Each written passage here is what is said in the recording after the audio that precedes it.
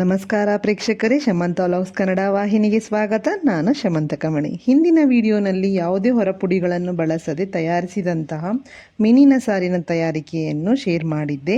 ಈ ವಿಡಿಯೋನಲ್ಲಿ ಮೀನಿನ ಕಬಾಬನ್ನು ಮಾಡುವಂತಹ ಬಗೆಗಳಲ್ಲಿ ಅತಿ ಸುಲಭವಾದಂತಹ ರೀತಿಯನ್ನು ಶೇರ್ ಮಾಡುತ್ತಿದ್ದೇನೆ.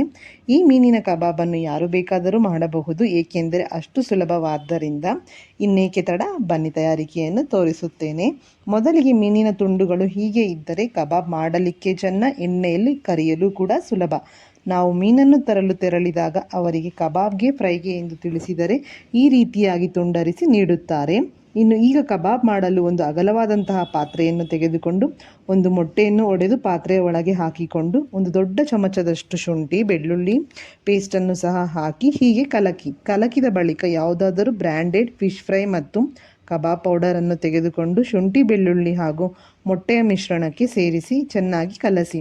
ಇಷ್ಟು ಚೆನ್ನಾಗಿ ಮಿಶ್ರಣ ಮಾಡಿದ ಮೇಲೆ ಮೀನಿನ ತುಂಡುಗಳಿಗೆ ಮಿಶ್ರಣವನ್ನು ಲೇಪಿಸಿ ಅರ್ಧ ಗಂಟೆ ಫ್ರಿಜ್ನಲ್ಲಿಟ್ಟು ತೆಗೆಯಿರಿ. ತೆಗೆದ ಬಳಿಕ ಹೀಗೆ ಲೇಪನಗೊಂಡಿದ್ದಂತಹ ಮಿಶ್ರಣ ಈಗ ಚೆನ್ನಾಗಿ ಅಂಟಿಕೊಂಡಿರುತ್ತದೆ. 10 ನಿಮಿಷ ಪಕ್ಕಕ್ಕಿಡಿ.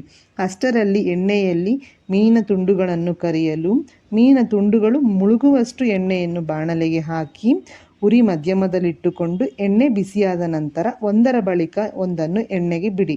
ಮಸಾಲೆ ಮಿಶ್ರಣ ಈ ಬಣ್ಣಕ್ಕೆ ತಿರುಗಿದ ಬಳಿಕ ಮೀನಿನ ತುಂಡುಗಳನ್ನು ಹೀಗೆ ತೆಗೆದು ಸರ್ವಿಂಗ್ ಪ್ಲೇಟ್ಸ್ಗೆ ಬದಲಾಯಿಸಿ ಸರ್ವ್ ಮಾಡಿಕೊಳ್ಳಿ.